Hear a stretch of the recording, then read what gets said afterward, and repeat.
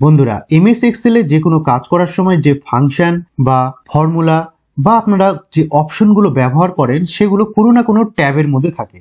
যেমন হোম ট্যাবের মধ্যে আমরা ফন্টের অপশন পেয়ে যাই, অ্যালাইনমেন্টের অপশন পেয়ে যাই, ইনসার্টের মধ্যে আমরা পেয়ে যাই বিভিন্ন রকম চার্ট বা পাইভট টেবিল বা লাইন কলাম এইসব অপশনগুলো পেয়ে যাই, টেক্সট বক্সও পেয়ে যাই। আবার ডেটা ট্যাবের মধ্যে যখন যাই তখন শর্ট ফিল্টার, ডেটা ভ্যালিডেশন এই অপশনগুলো পাই। তাহলে বন্ধুরা যখন আমরা কিছু কিছু অপশন যখন আমরা খুব বেশি পরিমাণে আমাদের ব্যবহার হয় তখন আমাদেরকে বিভিন্ন ট্যাবে গিয়ে গিয়ে সেই অপশনগুলোকে চুজ করতে হয়। সেটা না করে বন্ধুরা আমরা একটা ভালো জিনিস একটা করতে যাচ্ছি যে আমরা নিজেরা একটা ট্যাব তৈরি করব, নিজস্ব একটা ট্যাব বা কাস্টমাইজ ট্যাব তৈরি করব। সেখানটায় আমরা বিভিন্ন অপশন, যে অপশনগুলো বা যে ফাংশনগুলো আমাদের বেশি কাজে লাগে সেই ফাংশনগুলোই শুধু রাখবো, বাকি আর কোনো ফাংশন রাখবো না। তাহলে এই home tab, insert tab, layout tab, formula tab, এখান থেকে যে যে ফাংশনগুলো আমার বেশি কাজে লাগবে সেই ফাংশনগুলো নিয়ে আমার নামে বা আমার ক্রিয়েট করা নতুন একটা ট্যাব আমি নিব বা একটা কাস্টমাইজ ট্যাব আমি তৈরি করব। সেইখানে আমি সমস্ত অপশনগুলো একটা ছাতার তলায় বা একটা ট্যাবের মধ্যে আমি পেয়ে যাব। ওকে বন্ধুরা, তাহলে এটা যদি আমরা করতে পারি তাহলে খুব সহজেই আমরা কাজটা আরো ভালো মতন বা এফেক্টিভলি করতে পারবো। তাহলে এই কাস্টমাইজ ট্যাব আজকে ক্রিয়েট করে দেখাবো কি করে আপনারা এই কাস্টমাইজ ট্যাব আপনারা তৈরি করবেন। খুব সহজ বন্ধুরা, জাস্ট কয়েক মিনিটের আমাদের ভিডিও, লাস্ট পর্যন্ত ভিডিওটা দেখবেন। ভালো লাগলে লাইক, শেয়ার এন্ড সাবস্ক্রাইব অবশ্যই করে দেবেন বন্ধুরা, যাতে এই ধরনের ভিডিও আমরা পরবর্তীতে আরো নিয়ে আসতে পারি। তাহলে বন্ধুরা এবার দেখা যাক কি করে আমরা কাস্টমাইজ ট্যাব তৈরি করব। তাহলে কাস্টমাইজ ট্যাব তৈরি করতে গেলে সবার প্রথমে যাব ফাইল মেনু। দেখুন উপরে যে ফাইল মেনু আছে সেখানে ক্লিক করলাম। এবার সেখান থেকে সবার লাস্টে আছে অপশন, অপশনে ক্লিক করলাম। এখান থেকে অপশন, যে এক্সেল অপশন চলে আসলো, সেখান থেকে general, formula, proving save, language, advance, তারপরে দেখুন আছে কাস্টমাইজ রিবন, ক্লিক করলাম। এইখান থেকে আপনারা করতে পারেন। আরও একটা সহজ অপশন, এই যে রিবন আছে, দেখুন এটা তো রিবন, প্রতিটা ট্যাবের মধ্যে রিবন আছে, তার মধ্যে অপশনগুলো আছে। এই রিবনের ফাঁকা জায়গায় দেখুন এরপরে রাইট ক্লিক করলাম। রাইট ক্লিক করার পরে কাস্টমাইজ দ্য রিবনে ক্লিক করলাম। ক্লিক করার সঙ্গে সঙ্গে ডাইরেক্টলি আপনারা সেই এক্সেল অপশনে চলে আসবেন। ওকে, তো এখানে আরো শর্টকাটে চলে আসতে পারলেন। এইবার বন্ধুরা কি করে আমরা তৈরি করব, দেখুন নিউ ট্যাব একটা অপশন আছে দেখতে পাচ্ছেন ডান দিকে, নিউ ট্যাব। সেই নিউ ট্যাবে আমি ক্লিক করব। নিউ ট্যাব ক্লিক করার আগে আপনারা যদি চান যে আমার ট্যাবটা ভিউয়ের পরে রাখবো বা প্রথমে রাখবো, যেখানে রাখতে চাইবেন ঠিক সেই ট্যাবে ক্লিক করবে। এখানে কটা ট্যাব আছে বন্ধুরা দেখুন, আমাদের যে কটা ট্যাব এখানে শো করছে উপরে সেই ট্যাবগুলো এখানে শো করছে।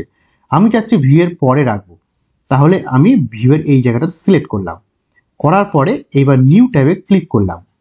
দেখুন নতুন ট্যাব একটা খুলে গেল। ওকে, এবার এই নিউ ট্যাবটা নাম দিতে হবে নিশ্চয়ই, তাহলে একটা নাম দিই।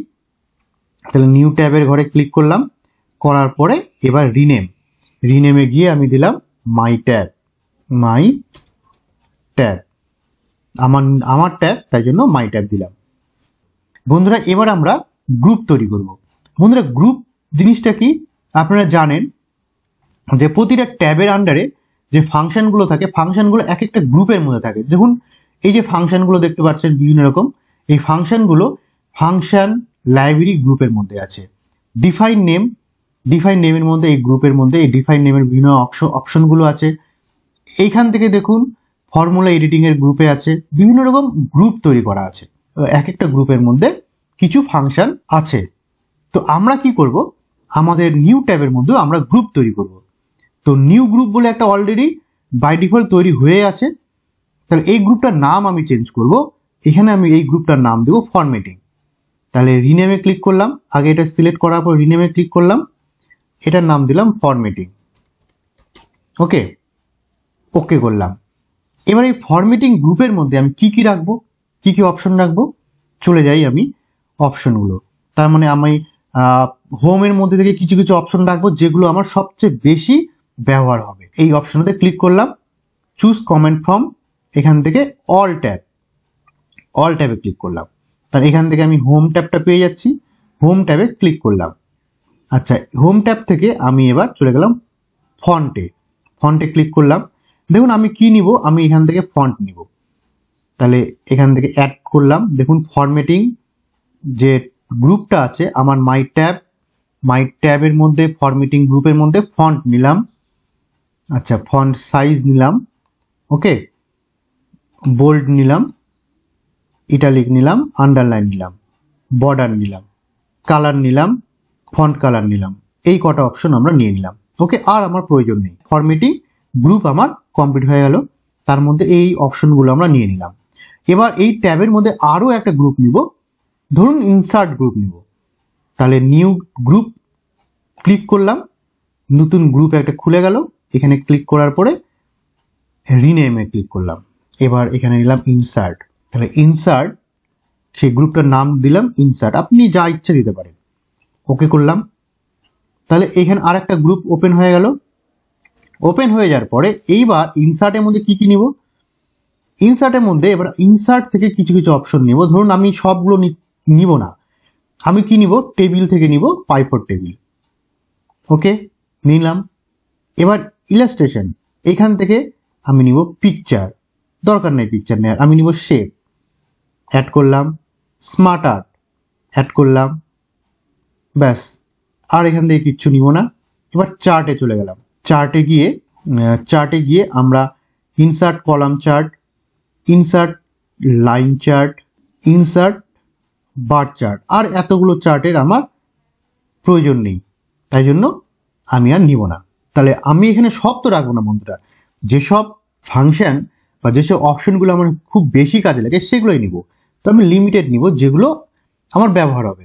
ওকে, সবই যদি নিয়ে নিই তাহলে তো আমার উপরেই আছে, তাহলে আমি নতুন করে ট্যাব তৈরি করে কোনো মানেই হয় না, তাই না? তাই জন্য আমরা কি করলাম, শুধু ইনসার্ট ট্যাব এর মধ্যে যে ফাংশনগুলো বা যে অপশনগুলো আমার বেশি ব্যবহার হবে সেগুলোই নিলাম। তাহলে আমার তৈরি হয়ে গেল একটা ফরম্যাটিং আর একটা ইনসার্ট, এই দুটো গ্রুপ আমার তৈরি হয়ে গেল মাই ট্যাবের মধ্যে। আর একটা আমি গ্রুপ তৈরি করি বন্ধুরা, আবার নিউ গ্রুপ ক্লিক করলাম, আর একটা গ্রুপ তৈরি হয়ে গেল।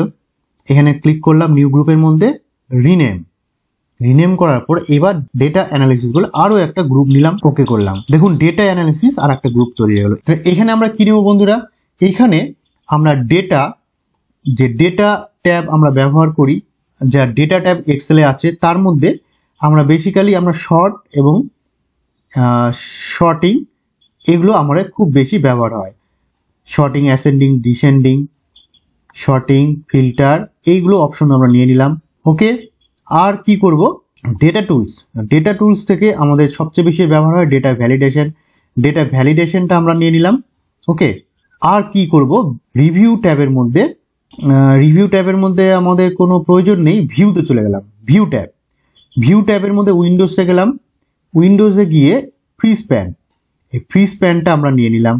ওকে, এটা খুব বেশি ব্যবহার করা হয়, জানেন ফ্রি স্প্যান কোনো একটা পার্টিকুলার রো বা কলামকে ফ্রিজ করার জন্য ব্যবহার করা হয়। আর ম্যাক্রো, এই ম্যাক্রোটাকে আমরা নিয়ে নিলাম, অ্যাড করে দিলাম। ওকে বন্ধুরা, তাহলে আমার মোটামুটি কমপ্লিট হয়ে গেল। আপনারা চাইলে এর থেকে বেশি অপশন নিতে পারেন, তো আমার আর প্রয়োজন নেই। এই কটা অপশন নিয়ে আমি আমার মাই ট্যাব কমপ্লিট করে ফেললাম।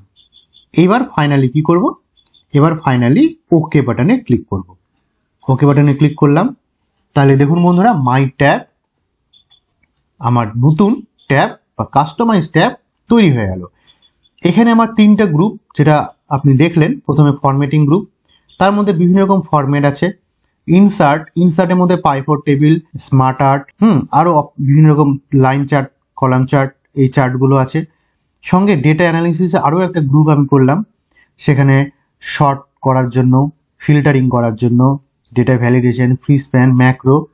তাহলে বন্ধুরা, এতে আমার সুবিধা কি হলো, বিভিন্ন ট্যাবের অপশনগুলো যেগুলো আমার বেশি ব্যবহার হয় সেই অপশনগুলোকে নিয়ে নিজস্ব একটা ট্যাব আমি তৈরি করে ফেললাম, যেখানে একটা ট্যাবের মধ্যেই আমার সব অপশনগুলো আছে, যে অপশনগুলো আমরা বেশি ব্যবহার করি। তো বন্ধুরা, আমাদের এই ছোট্ট ভিডিওটা যদি আপনাদের ভালো লাগে তাহলে অবশ্যই আমাদের চ্যানেলকে অবশ্যই সাবস্ক্রাইব করে দেবেন। ততক্ষণের জন্য ধন্যবাদ।